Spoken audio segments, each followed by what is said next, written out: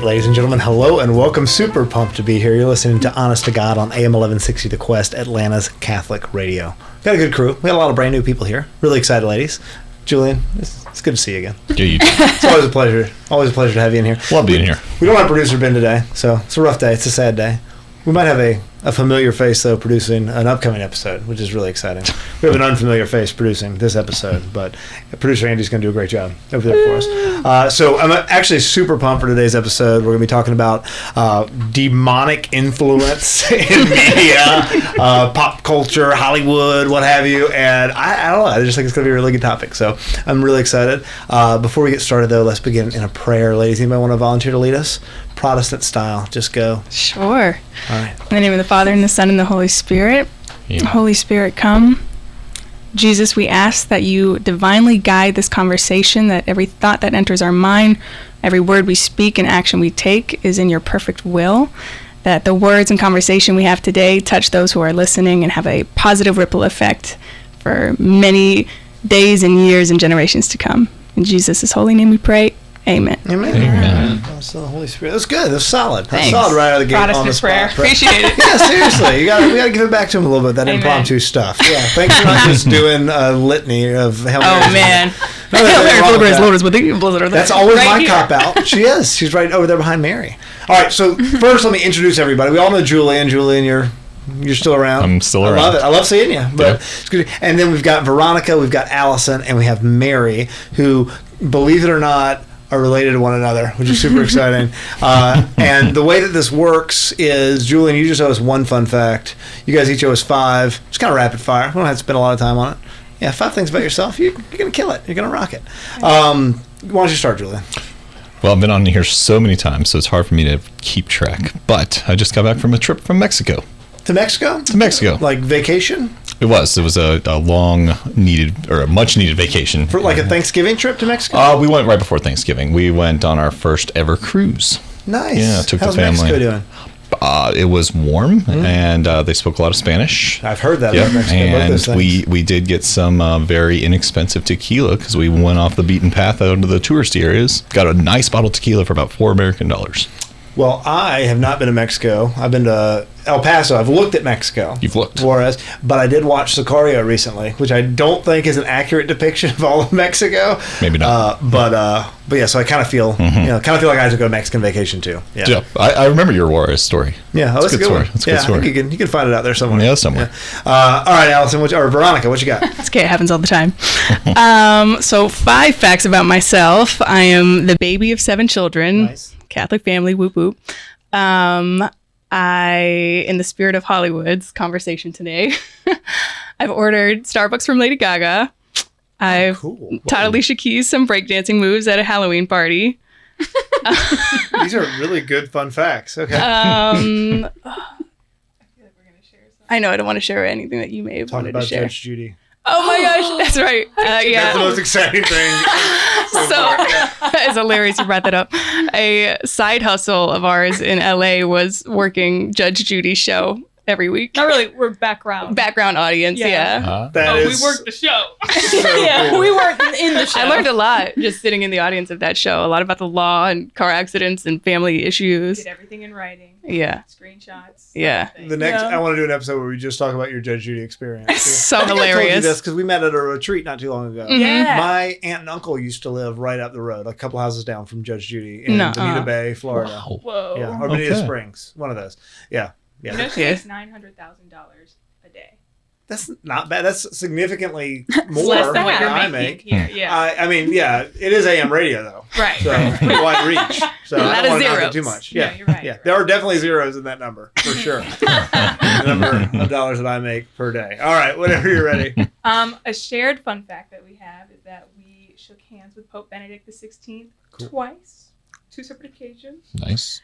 Oh my gosh. Second fun fact, I accidentally but successfully skied down a black diamond, which is like the really crazy hills Yeah. for going skiing. Yeah, I was with my brother. We kind of weren't paying attention while we were on the ski lift, and we just kind of kept going and going and going. We're like, we can't see behind us anymore.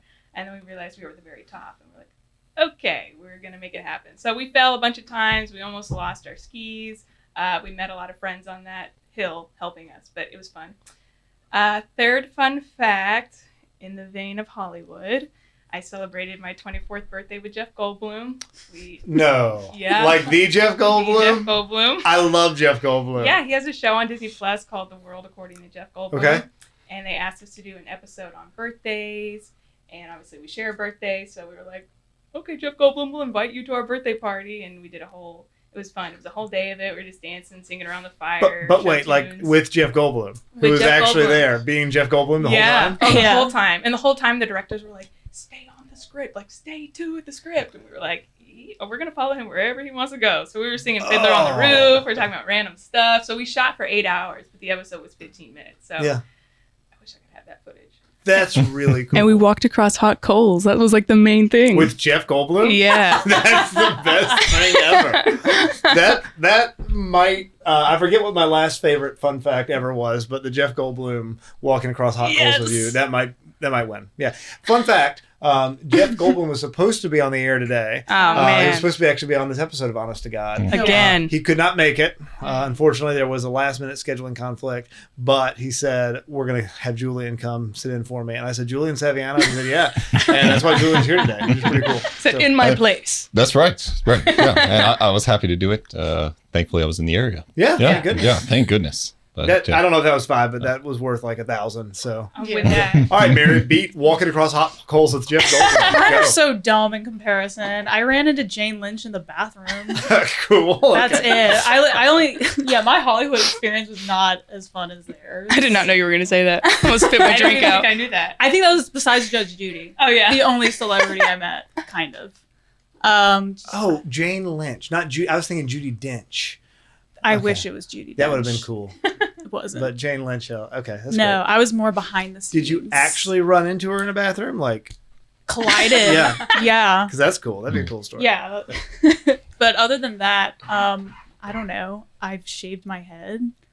I Great. Speaking of drove brutal. across the country alone from California to Georgia during COVID. So okay. it was like ghost town America. Yeah. And didn't you get a Across the flat board. tire on the way or something? That was the time. I was an agnostic most of my life, Mhm. and it was during that trip that I started to believe in angels and kind of started on my spiritual journey because I had a dream Wow. I had a flat tire, and then I woke up with a flat tire. Okay. So, and then I was parked next to a mechanic, so I was like, okay, what's going on here? Hmm. But yeah, other than As that, you're exiting LA. huh? I said, as you're exiting LA. It's pretty fitting. Yeah, it was really Mhm. surreal. City of Angels. It's fallen Yeah, angels. exactly. Whoa, okay. That's Yeah, cool. yeah. That's cool. Mhm. I dig that. But other than that, I don't know. I like peanut butter. And No, that counts. That's St. good. She Genevieve is my backpacked through patron. Asia. And I backpacked through Asia. But yeah. it's That me. is incredibly interesting. Everything you just said. Especially backpacking through Asia. I know. With Judi Dench. with Judi Dench. And we circle back. But Jeff Goldblum. It Can't is top cool. that. That is really cool. All right. Well, I want to get into the topic today because I don't suggest these topics. Show up and then I find out, like in the green room back there, that we're talking about X, Y, or Z. And I was super excited when I saw that, which I literally find out what the topic is like 5 minutes before we go on air. Like I don't know what these are. And so was this y'all's brainchild? Why are we doing this today? Why are we talking about this topic? Do y'all know? Like seriously, I don't know the answer to that question. I mean, it's something that we were kind of immersed in because all three of us lived in Los Angeles at the same time. Allison and myself for 5 years, and Mary for how long? 2 years. So we kind of had front row seats to what goes on in front of the camera and behind the camera, and just the crazy influences and how that affects our society today, and So- how it is very demonic themed. So let's talk about why y'all went out to California to begin with. I would love to hear that story. I mean, we have always been in the field of entertainment. We love to dance, sing, act, the whole thing. So we kind of decided at a young age we want to go to Los Angeles. So we were homeschooled. We were working a couple jobs. You were We're raised like- Catholic here? We were raised here Catholic, in very, Georgia? very Catholic. Yeah, Okay. yeah. Our mother is very devout, so strong Catholic upbringing. Mhm. But we had made up our own mind about what we wanted to do with our life. Mhm. So we saved up our money, attended a year of college, and then we moved. So we went out there kind of under the guise of a dance program, and we did that for about 2 months. And everyone's like, "Oh, the program's over now. It's time to come back to Georgia." And we were like, "Yeah, no."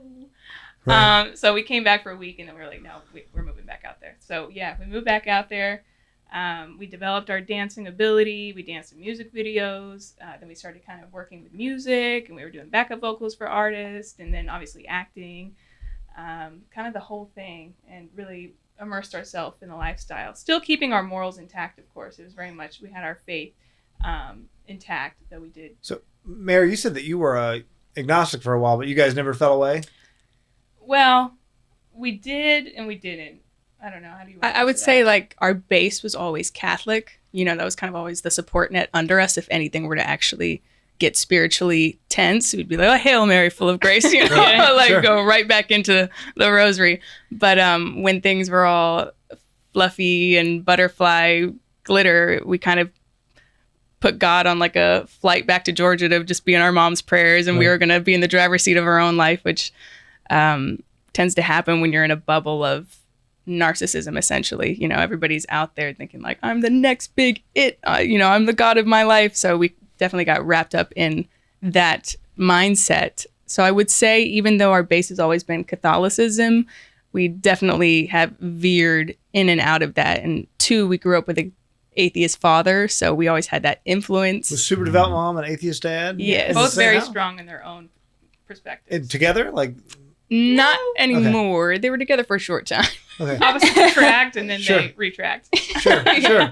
We witnessed a lot of debate, so it really showed us both sides. Like, we had our mom who was, you know, dragging us to the Vatican and making us go on like Filipino exorcist retreats. Cool. And then to kind of balance it, our dad was making us watch like Christopher Hitchens documentaries Dawkins. and saying like, you know, this is brainwashing. And we're like, so we had like both sides of very different worlds. This is a good time. Sorry, I just want to make sure it's a good segue for our sponsor. This episode of Honest to God Today is brought to you by Filipino Exorcist Retreats.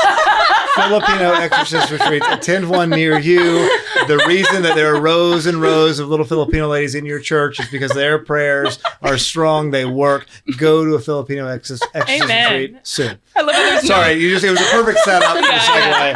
I wanted to make sure that we mentioned a sponsor. Any exorcist, any Filipino exorcist retreat. Find a of them are a Filipino hoot, and ask them to exercise your They got demons. the deets. They're probably good at it. I'm glad that we're moving up from Kmart to Yeah. Filipino exorcist retreats. This is great. We were Yes. sponsored by Kmart a Yeah, few we months were. ago. Oh, yeah. Really cool. Oh My my. right. Yeah. Yeah. We filmed that episode in 1994, so it was a big Okay. deal when Yeah. we did that one. Right. No, of Honored to course. be here. Yeah. Oh my Okay. God. Okay, cool. So you guys drive out to LA, you do the whole LA thing, and then when did you show up out there, Mary? I don't, how long? I We guess were well, 2017 to 2020. Okay, so a August. couple years later, because I went to SCAD and I studied sequential art. So the thing that everyone in my major was doing was moving out to California to work in animation. So this is around the time Netflix had started an animation department, Disney Plus, Nickelodeon Plus, all the pluses were starting. So it was like a gold rush to California for okay. artists. And I was just, and it was so competitive. And I was trying so hard to get my foot in the door. But I could only get like entry level stuff. And it was always contractual. So it was a very like unsteady way of living. But since they had already lived out there, I was like, oh, well, I have like a footing. Right. But that's a whole nother thing with just how the art aspect of Hollywood is influenced spiritually. I would be as interested in hearing how you kept your faith at SCAD, or if you did, then I was kind of like them, where it was like, if push came to shove, I would probably like beg God for mercy. right. But I was also I was like, this is the world in front of me. It's very material. It's very boring. And I am the only person I can believe in. So I'm just going to do my best to create my own empire. But it didn't work out because I wasn't good at being a god. Praise So- God, you weren't good at So, Yeah. which worked out. But yeah. Cool. Yeah, I really just want to kind of get everybody's credentials and pedigree a little bit. Julian, why the heck are you here? I'm being mean to you today. I'm sorry. I don't mean No, to. no, no. I It's think okay. you're- Be mean to me. Okay. I did study. What are you media, even doing here? Jeff Goldblum Oh, called. sorry. That's right. That's right, Jeff yeah, Goldblum. I he forgot called in about- a favor. Yeah, called he was in a favor. texting me a minute ago, and I didn't- I'm yeah. here for you, Jeff. So it's go. But no, Big fan I of the studied show. media and entertainment in undergrad when I finally finished my undergrad degree, and just kind of always kept a close eye and watch on the things of the world and Hollywood seems to kind of control the world, at least as we know it in the United States sense. So let's dig into that a little bit. And I have strong opinions on some people out there like Taylor Swift, but He went there. We can get into that too. Come for you. So let's get into that a little bit, because I do feel like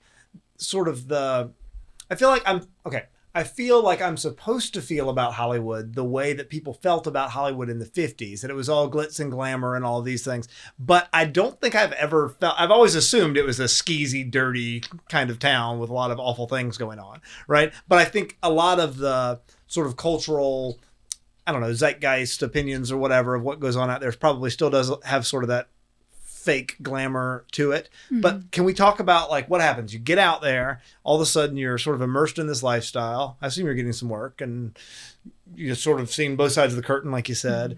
And what do you see just in general? What are the things that are going on? Well, in our particular case, I'm very grateful because we were very protected being a pair. You know, there's always power in numbers. So in situations where typically we've been vulnerable to, you know, snaky people or circumstances, we always had each other and like our mom's prayers. But we definitely saw a fair share of, you know, great opportunities that were super exciting and fulfilling, and then opportunities where we'd show up to set and the director's like, all right, here's the wardrobe and it's Nothing. and here's the choreography and it's like, oh, so you just want to hire strippers basically. So we'd have to like on set be like, sorry, I can't do this job. Like this goes against everything in me. So and what's the response to something like that? Usually, typically, because this happened to us probably like 3 or 4 times in particular, and they were very understanding. Really? Yeah. Okay, that's cool. I mean, there's like That's an angry, good. you know, guy with the money in the back, like, what? No. But usually everyone's like, we totally get it, and good for you for standing up for yourself, and you know. Oh, that's beautiful. And Okay. mostly, I feel like our ministry was like with the other women there that were like, didn't really know what was going on, and they're by themselves, and they're like, oh, well, I just do what I'm told, you know. And it's like, you know, you have worth, and understand that you don't have to just do whatever's thrown your way for like what. And I remember even after this particular shoot that she's talking about, there was one girl who was crying, and she was just like, I can't believe it. That video is going to be out there forever. I'm trying to become a lawyer. It's not going to work This was anymore. a music video for a hip hop artist, by the way. Yeah. And we ended up actually befriending a music artist on set, and we found a piano in this mansion, and we just started playing music for the rest of the day, like Jesus music. It was so funny. Oh, wow. And they were just like, oh, the music room, and then it was the music video happening downstairs. And we were like, well, And the music video it had the same script of every hip hop video you see today for the most part, which is just girls in bikinis in a pool or guys in front of a cool car, or, you know, bang bang. It's just like very uncreative. predictable, boring, you know, next. And so, yeah, that was kind of a big ministry, was just talking to other girls and influencing other dancers. Like, you don't have to do try not it. to get the director mad if we ever pulled any away from it. Yeah. And did you do that some? Was there some actual like with the other girls, I mean? Very few, but yeah. Because a lot of people, you know, that are very understandably, but also not desperate to make money out there because everything is so expensive. And so getting an opportunity where it's like, oh, I can add this to my resume, or I've always looked up to this artist, you know, it seems like a very exciting thing. And then you get there, like, this isn't all that it was cracked up to be, you know? But yeah, luckily we never ran into too much trouble. I'd say the last time it happened to us was actually one of our favorite artists.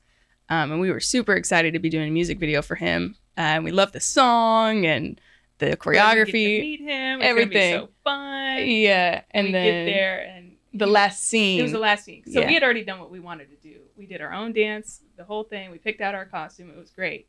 And then he was like, you know, if you want to do something like this.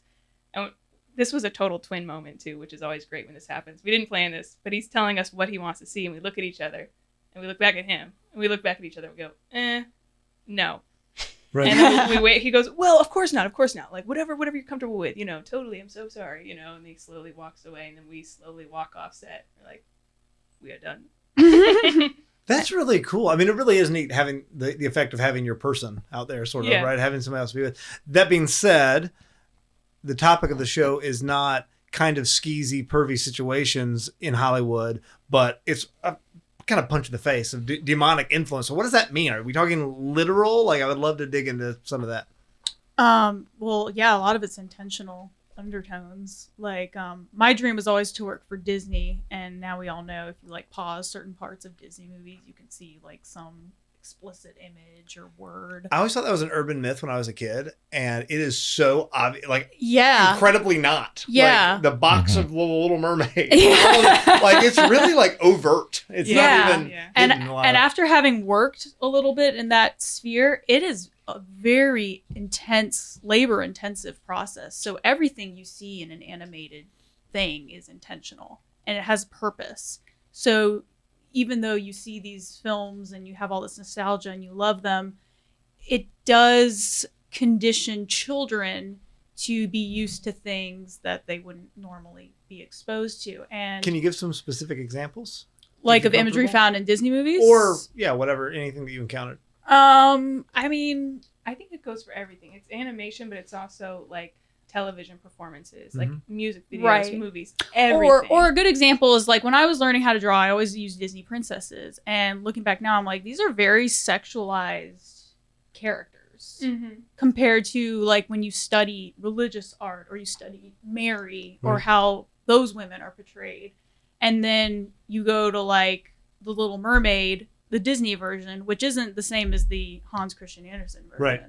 The Hans Christian Andersen version was a Christian story. It was about a mermaid that wanted a soul. Mhm. And she went to a witch. And when you make deals with witches or Satan, Doesn't go great. it doesn't go right in the Yeah. end, typically. And that's the message you want to teach children. It's like, don't make deals with witches. Don't make deals with Satan or you will lose your soul. But the Disney version made it so that, oh no, you are the god in your, story. You can So abandon your family. you can have it all. and all the and yeah, go you can against the will of disobey your father. You Mhm. can become a human. You can get the And it's gonna guy. be great. And you can beat the witch and everyone lives happily ever after. Whereas the original story was like, she sacrificed her life Right. because she could Turned not into sea kill foam. that prince. Mhm.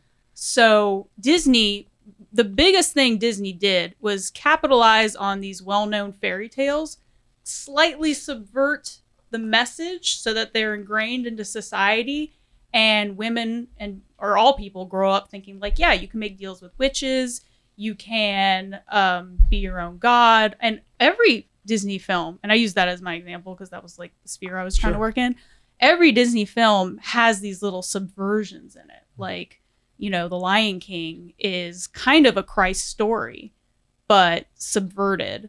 The Little Mermaid, Mulan is a Joan of Arc story, Right. but with like Chinese paganism Sure. intertwined.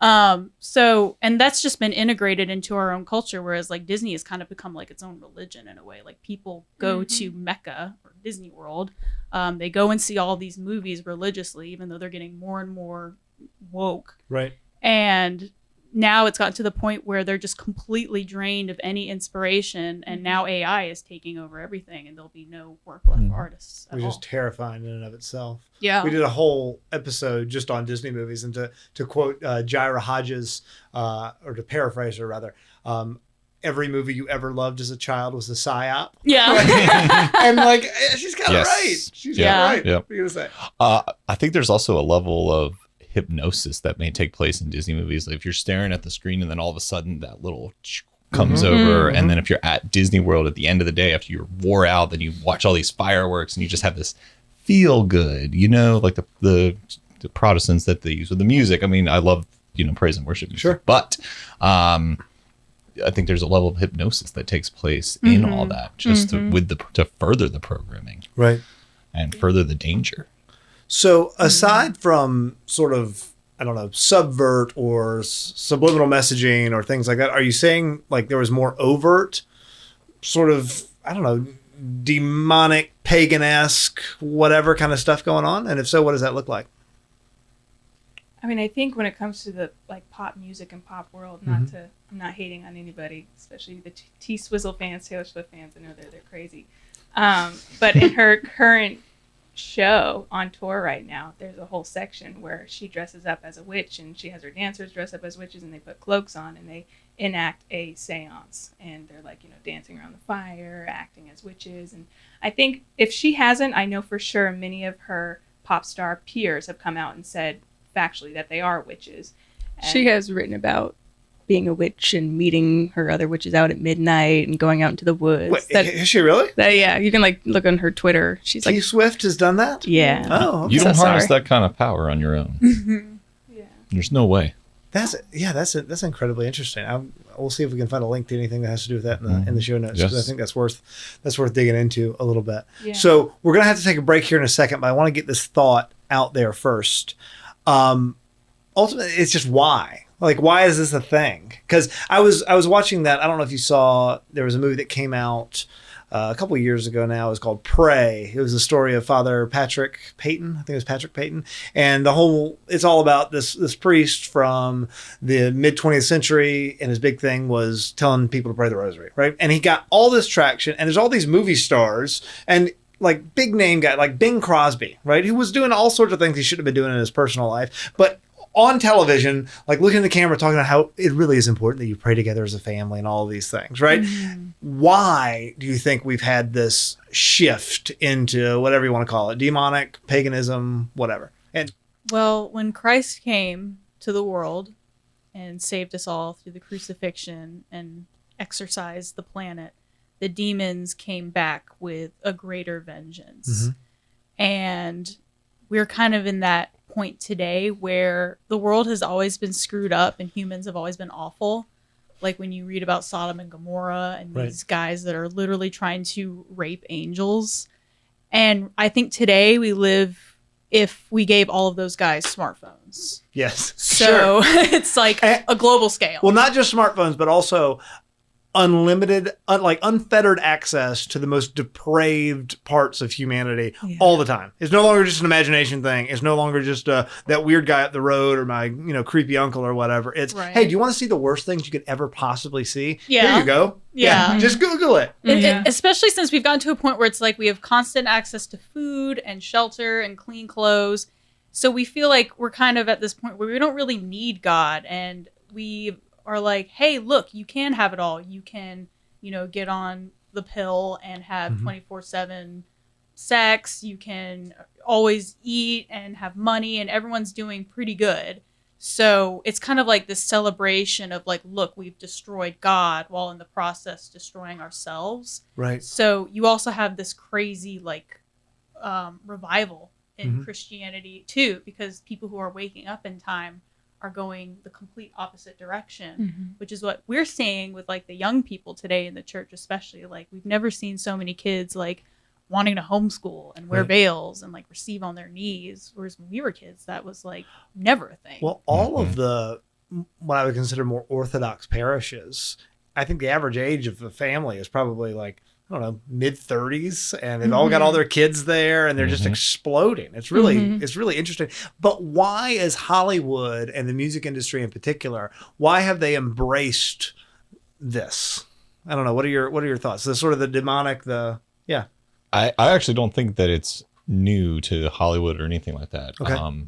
If you go back and look at around Jesus's time, I think Plato talks about that the kind of the high scholars were studying the effects of music and the effects of on the psyche, and there was also a lot of pedophilia that was happening 2,000 years ago. Sure. So where I think we're at now with Hollywood is just now we're shining a light on it, and that's where it is. And so Hollywood's just taken that.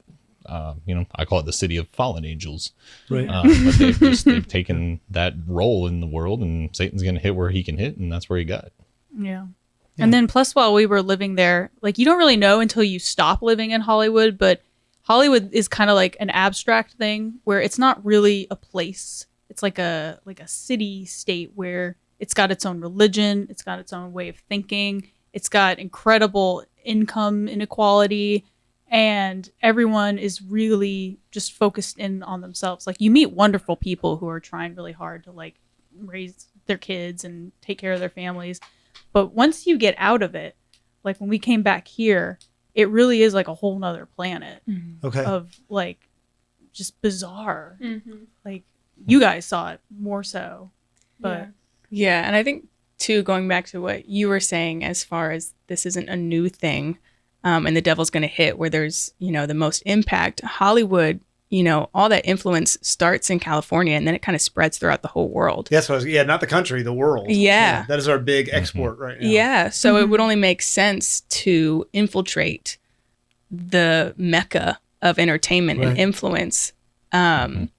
So yeah, I think that's why it's infiltrated the music industry, with you turn on the radio and it's like sexually explicit lyrics that young kids have memorized the lyrics to. If it's not on the radio, it's behind their TikTok videos. Yep. I was going to say, because the radio, there's still somewhat censorship going on, not too much, but with TikTok, there's absolutely no censorship whatsoever, So it's like, it doesn't even matter.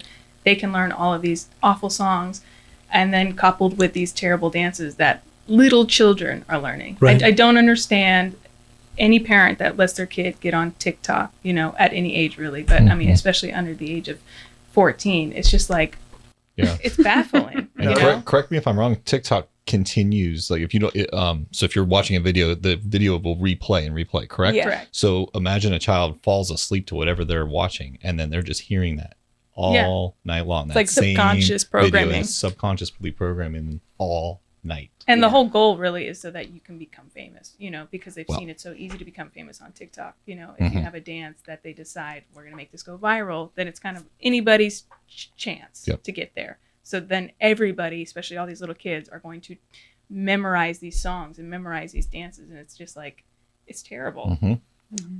And this might ruffle feathers, but I think it's true. I think I've said it on air before. I think it is a worse form of child abuse to allow your child to just constantly stare at social media and deaden their soul day in and day out. I think giving your child unrestricted access to a smartphone is a worse form of child abuse than physically abusing your child. I honestly think that is worse for them as human beings. Soul abuse. Oh yeah, Right. And there's a book I'm reading right now that literally says moral decline is worse than being molested. Just having personal moral decline is worse than that.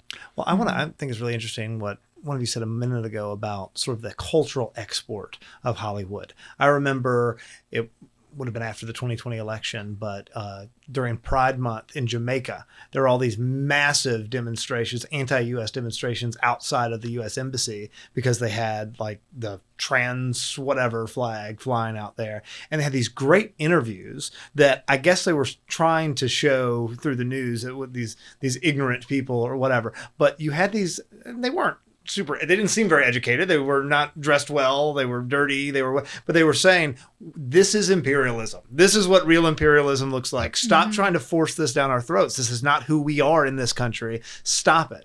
And this sort of visceral reaction the outside world has, but then you see it infiltrating like beyond. It starts California. It goes throughout the rest of the world. Western Europe is a couple train cars further down the road to destruction, I think, than we are, but it's just seeping everywhere. Yeah, it seems like most agendas that are being thrown at people are attacking the nuclear family. Yes. At its core. Yes. And so if you can, through media, music, television, social media, distract the nation and then brainwash them, you can easily control them, especially if you're feeding them information of fear and useless information too, just like busy work in our brains and celebrity tips. Like there's no reason we should know who Taylor Swift is dating, but we see it and we know. Or I who the even know who Kardashian Taylor Swift family is dating. I have no desire to know that. Exactly. But we're going to know it whether we like it or not. If we live in America or just we have a smartphone, you're going to see all this useless information. There's no reason the Johnny Depp trial should have been publicized, but the whole world was talking about it. There's no reason we should know who the Kardashian family is. Which anytime anything like that goes super viral and everyone's paying attention to it, 10 times out of 10, there's always something way more important going on behind the scenes. So it's like whenever something like that happens, like when Bruce Jenner became Caitlyn Jenner and went on the air with what's her name, Diane Sawyer, Zoyan Soya. Shout out! It was crazy because it was like the most viewed interview of all time, something crazy like that. And then someone did like a study where they found 44 different insane world events that happened throughout that time. But we were all focused like Bruce is now Caitlyn. What? Right. So anytime something like that just completely takes over the media, always be like, what's going on? What's really happening in the world? So I've been accused of like promoting conspiracy theories before in a lot of different ways. And I'm not trying to walk back anything. I want to make that super duper clear. I'm not walking back a single thing I've ever said. Every hill is the hill that I'm going to die on. I'm here for all of that. But that being said, when you hear words like agenda and we say they a lot, right? do you really believe that there's a they? And if so, who is the they, right? Is this a big conspiracy in the traditional sense of there's a group of people somewhere who are saying, we're going to focus on this now. We're going to actively destroy the nuclear family. Or is it just we're concupiscent-ridden fallen creatures and this is just a decline into degeneracy a la the fall of the Roman Empire? What do you think?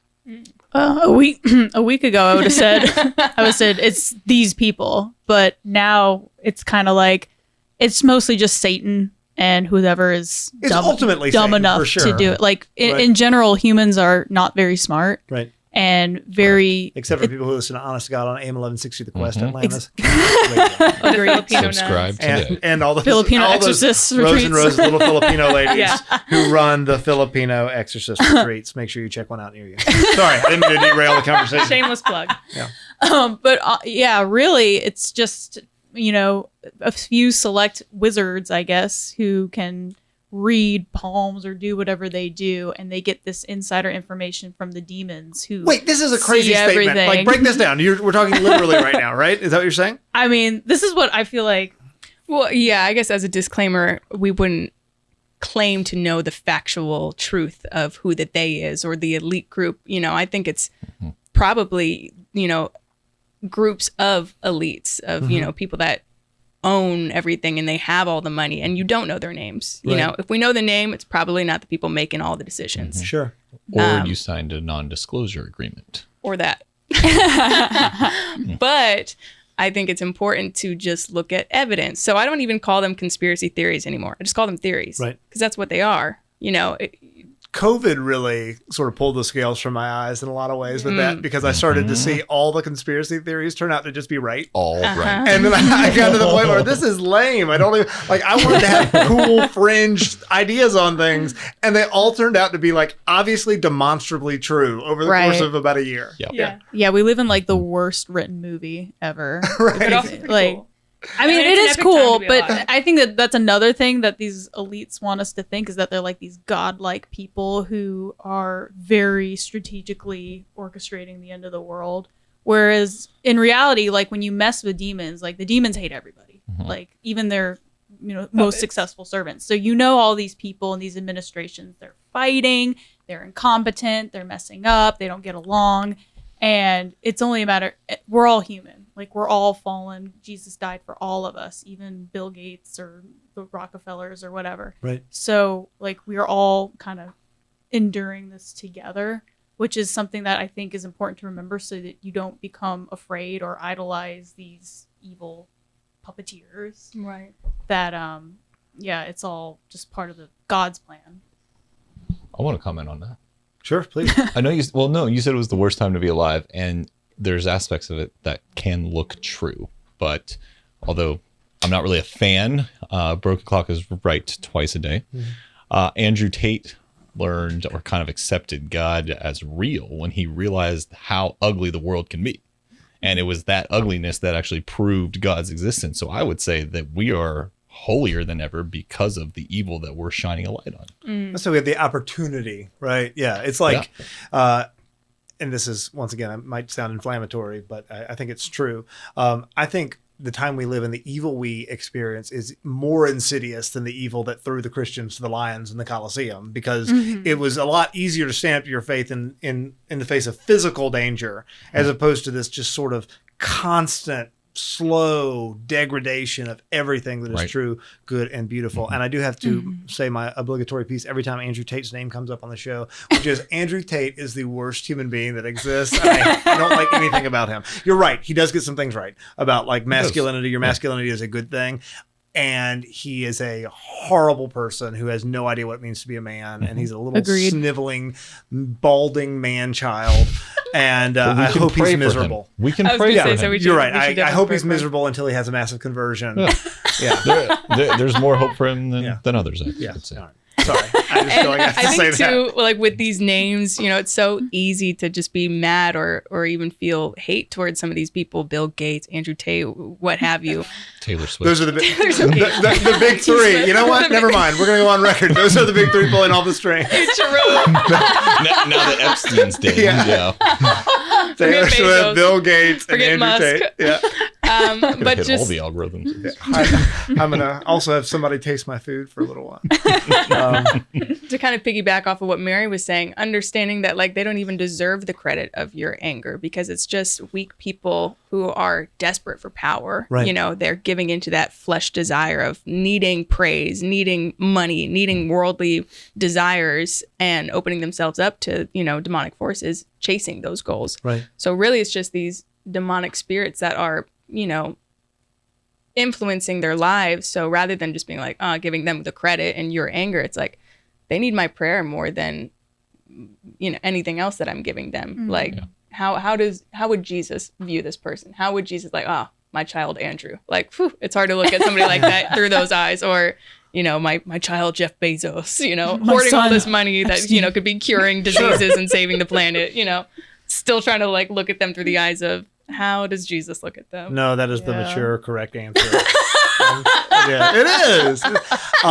Just to make myself sound like a pseudo-intellectual, I'm reading Marcus Aurelius right now, his meditations, and it's fantastic. He's a pagan, right? But he's a Stoic, and so he talks so much about not being easily swayed by everything. He talks about the big athletic competitions at the time, and the blues and the greens, and all these political upheavals, and he keeps getting back to, you need to be good. Just be good. Mm-hmm. Don't give yourself over unto all these passions. Mm-hmm. And when I think about sort of the opulence and the rot, but also just sort of this carnalness that is what I think of when I think of Hollywood or music industry or whatever, what have you. I think about how boring it is because it's all just the same thing. Year in, year out, decade, century, millennia in and out. The Babylonian kings are now, name whatever, corporate fat cat we can name or whatever, who it's this these lives seeking something that is disordered and will never actually bring happiness. And it just is so boring. It's not even interesting, right? I think we dress up evil a lot, and we're sitting here, we talk about conspiracy theories and paganism and witchcraft and all this stuff, and that sounds scary and it's super interesting. But at the end of the day, it's just this bland human desire to focus in on ourselves. And narcissism is boring. Sin is so pathetic and so boring. Yeah. And very lonely. Mm-hmm. Like you don't know who to trust. You very rarely find the person you're supposed to be with, and a lot of times you just are if you're anti-family. Like when COVID broke out, I was working at this like trailer park in Van Nuys, and you can dress it up a little more than that. It was Jeff Goldblum was there, so You lived in a trailer park with an Jeff RV. It was Goldblum an and RV Van park. Nuys? Cool. it sounds so crazy. That's our show. It was like a place where people would like park their trailers when they were like filming or doing stuff.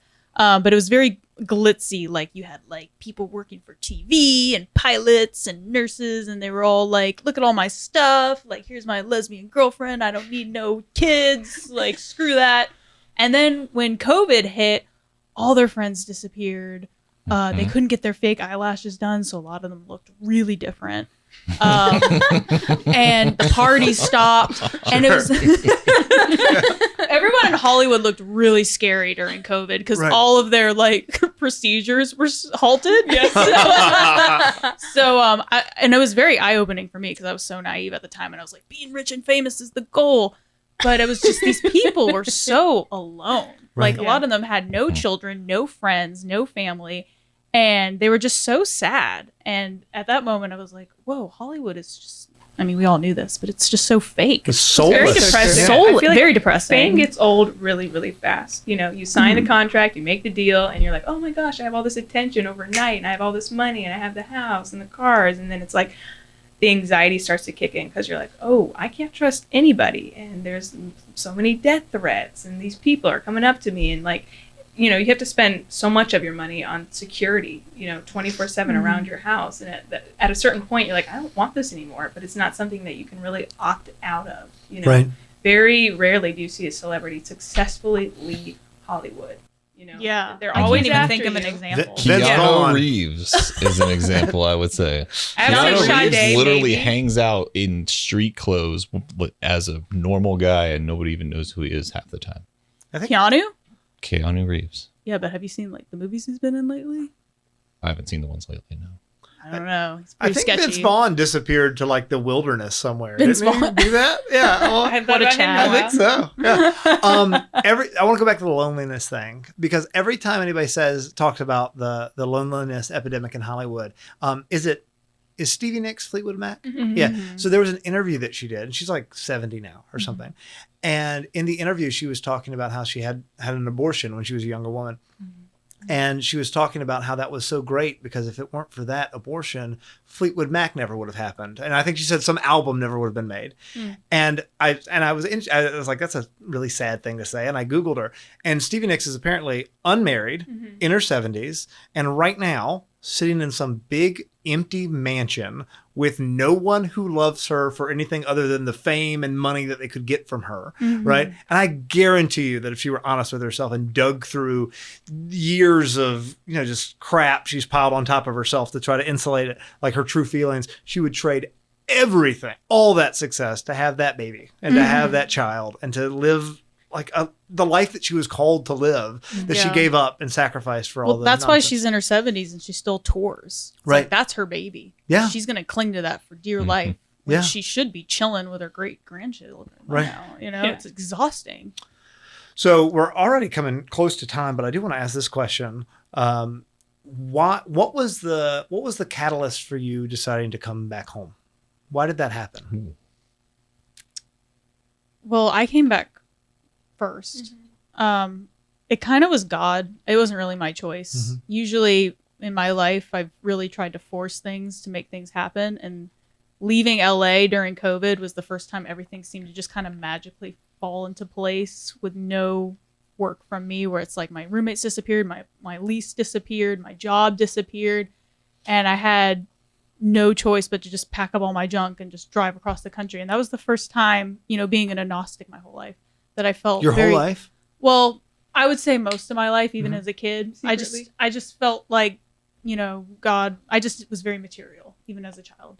But this was the first time this path was just laid in front of me and I had no fear. And I can't explain it other than it was just angelic almost. And then when I came home and I after seeing all that stuff with Hollywood and country being shut down, that like God had a completely different path for me this whole time.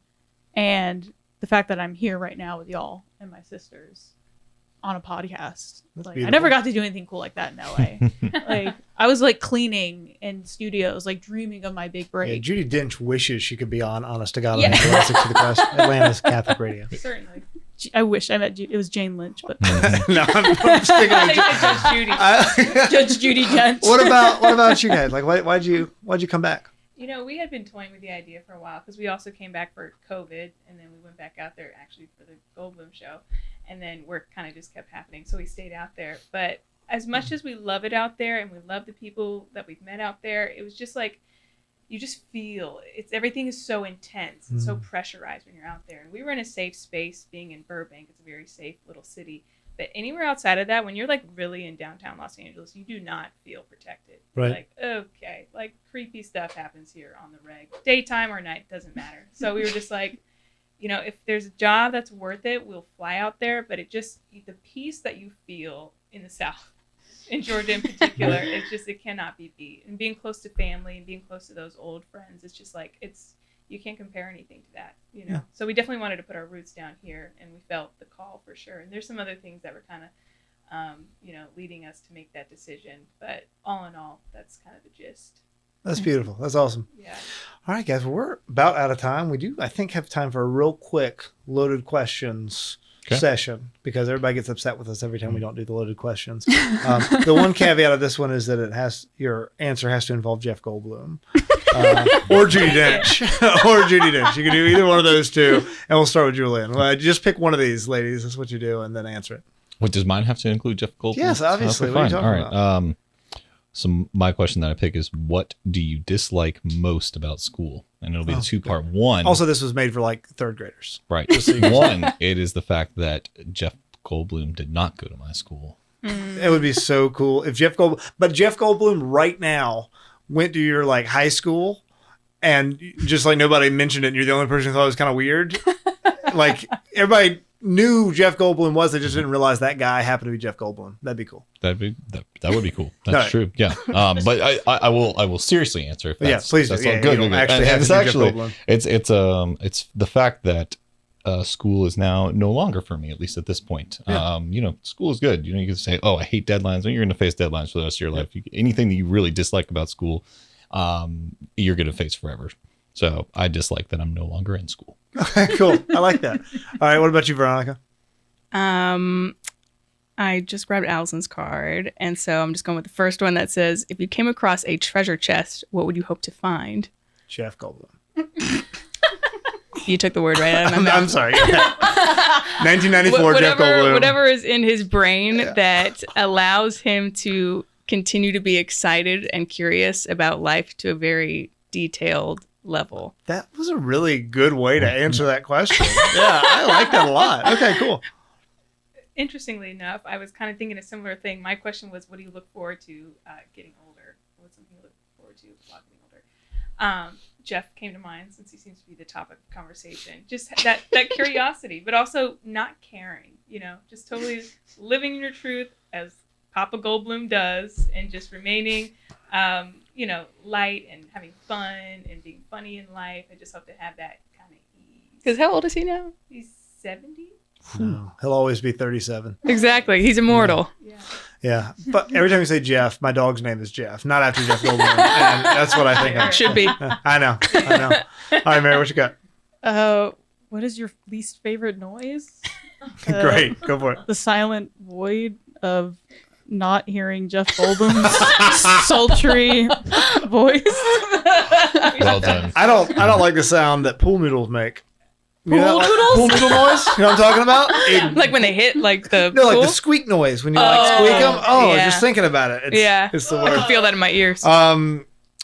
What is your okay, here. Okay, yeah. Who is the coolest superhero? The answer, of course, is Jeff Goldblum in Independence Day. Super, I don't know. Always relevant. But it worked. It literally worked with everything. Independence Day is one of my favorite movies, and Independence Day 2 is one of my least favorite movies. Interesting. This is a shame. I just want to add, if you have something to say about Jeff Goldblum, please comment down below. 'Cause your comments help proclaim God's word, because it helps to give us better views on YouTube. Yeah, And we are comment. not after more views. We are after spreading God's word. Our real goal on this show. Our real gold. Bloom. Aside from saving souls or helping or being a tool to save souls, is to get Jeff Goldblum to comment under one of our videos. That would make my life. Just What a one. goal to make that he's happen. got shows happening. Yeah, just saying.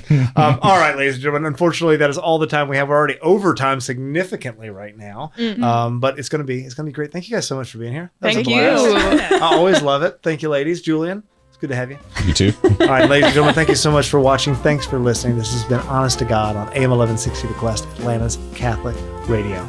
Producer Ben's not here. You mind saying signing off, Andy? Signing off. Over and out.